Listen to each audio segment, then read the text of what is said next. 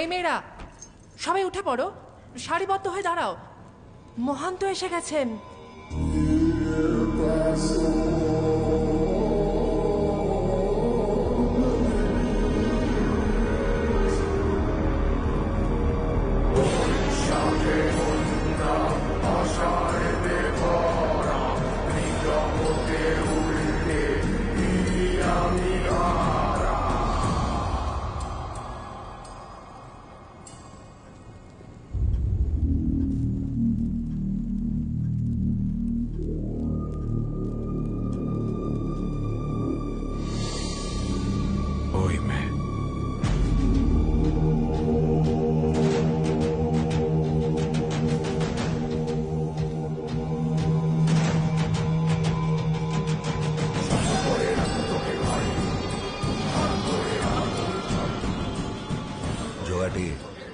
ওকে তাড়াতাড়ি তৈরি করে নিয়ে আসিস, দেরি করলে না তুই শেষ।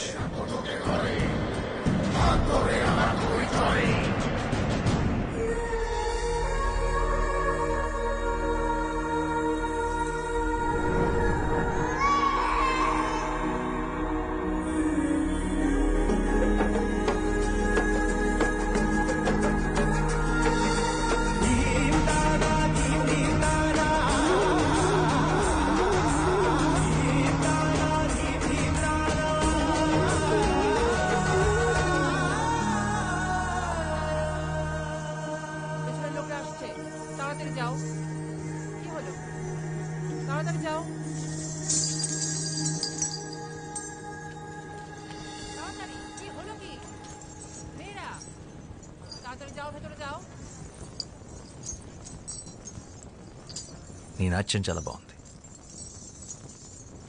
నీతో కొంచెం మాట్లాడాలి. నాతో కాసేపు అలా బయటకు వస్తా? నీ పేరేంటి?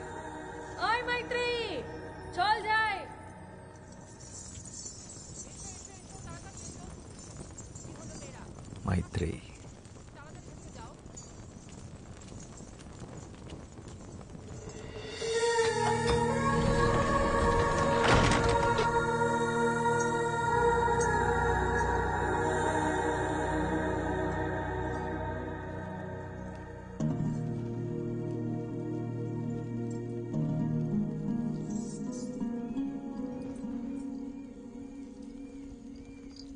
ఏంటే ఇంకా పడుకోలేదా?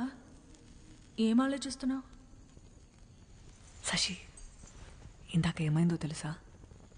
నన్ను ఒకతను తనతో పాటు బయటికి రమ్మని అడిగాడు. బయటకంటే? పూర్తి బయటికి, గుడి బయటికి. నిజంగానా? అవును. మరి వెళ్తున్నావా? ఏంటే వెళ్ళేది? మనం ఎవరో తెలీదా? ఆయన ఎంత ధైర్యం అలా ఎలా అడుగుతాడు? మనం కూడా మనుషులమే అనుకొని అడుగుంటాడులే పాపం. అయినా నేనే నీ స్థానంలో ఉండుంటే అట్నుంచి అటే వెళ్ళిపోయేదాన్ని. వెళ్తావు? ఎందుకు వెళ్ళవు? మనం ఇలా మాట్లాడుకున్న విషయం ఎవరైనా విన్నారంటే కాళ్ళు వెరగొట్టి కూర్చోపెడతారు. నోరు మూసుకొని పడుకో.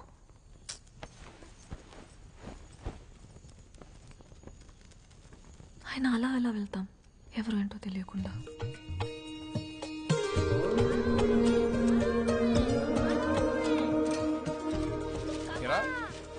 కలకత్తాకి వెళ్ళాలన్నా, రాయాలన్నా అర్థం లేరా? తొందర ఉంది. దేవీ నవరాత్రులు అవని. నీకెప్పటి నుంచి దేవి మీద ఇంత భక్తి? భక్తి కాదురా,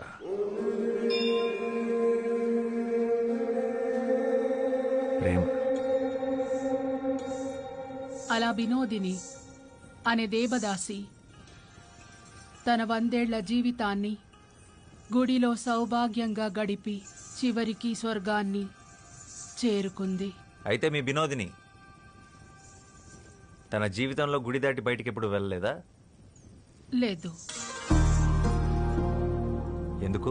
ఒక దేవదాసి దేవుడి సన్నిధి దాటి బయటికి రాకూడదు, అది శాస్త్రం. ప్రపంచం అంతా దేవుడి సన్నిధే కదా, బయటకు వస్తే తప్పేంటి? పాపం వినోదిని మీ దేవుడు సృష్టించిన ఈ అందమైన ప్రపంచాన్ని చూడకుండానే వెళ్ళిపోయింది. 100 ఏళ్లు దాసిలా కట్టుబాట్లతో బ్రతకడం కన్నా ఒక్కరోజు స్వేచ్ఛగా మనిషిలా బతుకుంటే బాగుండు.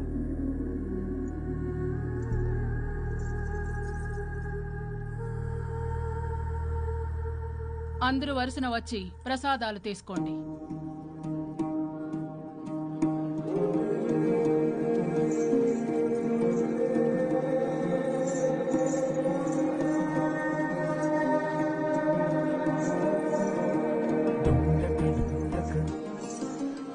రాత్రి 10 గంటలకి దక్షిణ ద్వారం. నీకోసం ఎదురు చూస్తుంటాను.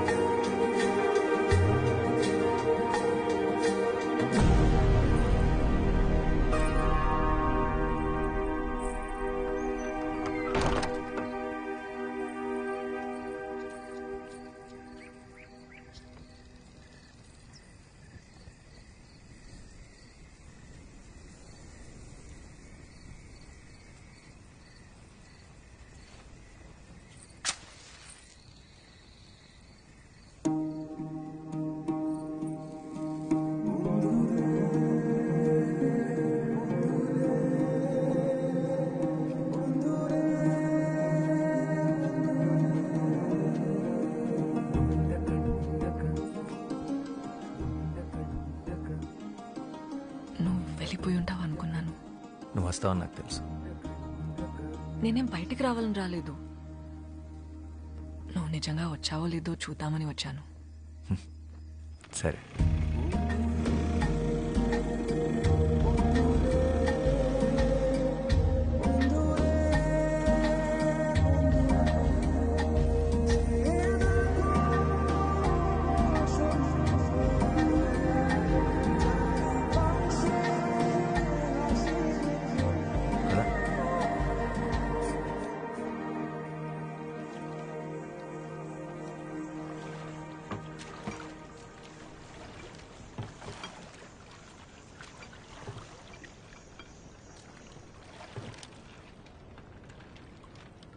మైత్రేయి గుడి పెట్టిన పేరు కాదు, అమ్మా నాన్నలు పెట్టిన పేరేంటి?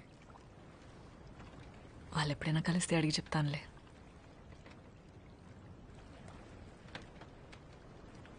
అవును, తెలుగు ఎలా వచ్చు? ఆంధ్ర గురువుల దగ్గర కూచిపూడితో పాటు తెలుగు కూడా నేర్చుకున్నాను. తెలుగే కాదు, భరతనాట్యంతో పాటు తమిళ్, మోహినియాటంతో పాటు మలయాళం, ఒడియా, అసామీస్, సంస్కృతం కూడా వచ్చు. పడవ నడపడం వచ్చా? రాదు. నేను నేర్పుతాను, పట్టుకో.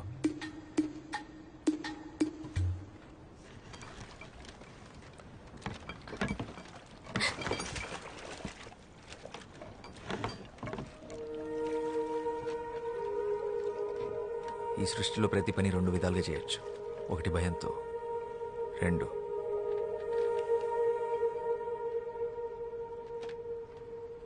ప్రేమతో.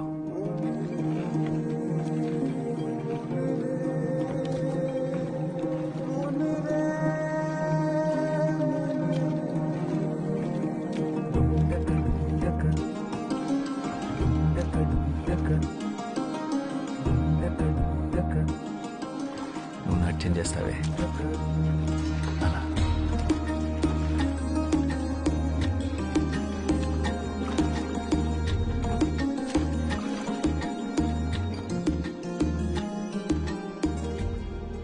చేస్తుంటావు నువ్వు? ఐఎమ్ రైటర్, రచయితను. ఏం రాస్తావు? ప్రపంచానికి చెప్పాల్సింది. మరి ఆ ప్రపంచానికి నా గురించి చెప్పాల్సి వస్తే? పాలబుగ్గలు, పసిడి చాయన పసుపు పూతగా వించిన తను, భయంతో బెదిరే పసిపాప కన్నులు, తెరచాప వంటి కురులు, శరీరం ఒక గుడి శిల్పం, నాట్యంలో నెమలి, కన్న ప్రేమని కూడా ఎరగని కన్యత్వం, బండరాయితో బంధుత్వం, దేవుడనే దురాచారం దేహాన్ని ముళ్ళు చేసిన మనసంతా దైవత్వాన్ని నింపుకున్నా.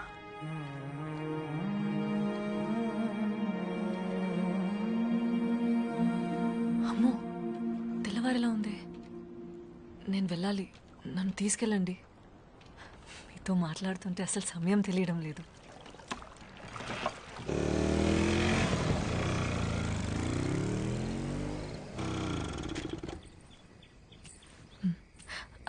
అవును, నీ పేరేంటి?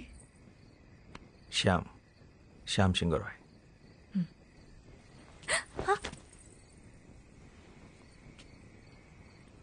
ఇవాళ నుంచి నీ పేరు రోజీ. ఇది నింగికి నేలకి జరిగిన పరిచయమే. రోజీ.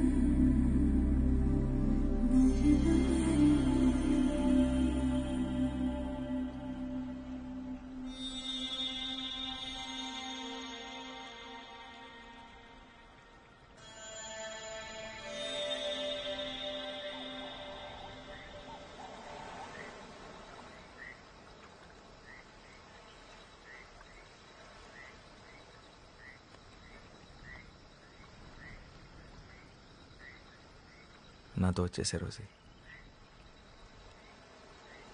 రోజు వస్తూనే ఉన్నాగా. ఇలా కాదు, ఈ బతుకు నుంచి బయటికి, నా జీవితంలోకి నాతో పాటు కలకత్తా వచ్చేసి మనం పెళ్లి చేసుకొని ఒక కొత్త జీవితాన్ని ప్రారంభిద్దాం. శ్యామ్, నేను ఒక దేవదాసిని, ఆ విషయం మర్చిపోకు. ఏ ఆడది ఎవరికి దాసి కాదు. దాస్యాన్ని కోరుకునేవాడు దేవుడే కాదు, దేవుడు ముసుగులో జరుగుతున్న బానిసత్వం ఇది. అదంతా వదిలే. అసలు నువ్వు సంతోషంగా ఉన్నావా? ఇలా బతకడం నీకు ఇష్టమేనా? ఈ నవరాత్రులు తప్పితే నా జీవితంలో చెప్పుకోవడానికి వేరే పండగంటూ లేదు. ఎవరు కోరుకుంటారు ఇలా బ్రతకాలని? ఆగమాలను అనుసరించి కర్మాన్ని సరిపట్టుకోవడం తప్ప. ఆత్మాభిమానం కన్నా ఏ ఆగమం గొప్పది కాదు. తప్పని తెలిసాక దేవుణ్ణైనా ఎదిరించడంలో తప్పే లేదు. పిరికి వాళ్ళే కర్మ సిద్ధాంతం మాట్లాడతారు. ఆయన నీ విలువ నీకు తెలియపోతే ఎలా? రెడిక్యులస్. నా విలువ ఎంతంటే ఏం చెప్పమంటావు? ఒక్క బస్త బియ్యం కోసం కన్న తల్లిదండ్రులే గుడిగాటికి కట్టేసిన ప్రాణం నాది. ఆ గుడిలో ఒక శిల్పం వెల కూడా నేను చేయను. కన్నవాళ్ళు కొన్నవాళ్ళు నిర్ణయించేది కాదు నీ విలువ. నువ్వెంత అనుకుంటే అంత, నిన్ను నువ్వు నమ్మినంత. నేను బయటకు వచ్చి బ్రతకగలనా? గుడి దాటి బయటకు వస్తే ఈ సమాజం నన్ను ఒప్పుకుంటుందా? చెప్పు. ఎంఎస్ సుబ్బలక్ష్మి పేరు విన్నావా? ఒకప్పుడు దేవదాసి, ఇప్పుడు పద్మభూషణ్ అవార్డు గ్రహీత. భరతనాట్యంలో భారతదేశంలోనే అతి గొప్ప డాన్సర్ బాల సరస్వతి. దేవదాసి కుటుంబానికి చెందినదే. ఎముకలతో నిండిన ఈ దేహాన్ని నదిలా కదిలించగల నాట్యకళ నీలో ఉంది. నీకు నేనున్నాను, ఉంటాను. నీకు నచ్చినట్టు నువ్వు బతుకు. ఎవరికి భయపడాల్సిన అవసరం నీకు లేదు. రేపు విజయదశమి, నీకోసం ఎదురు చూస్తుంటాను. ఈ నది దాటితే మన కోసం మరో ప్రపంచం ఎదురు చూస్తుంటుంది.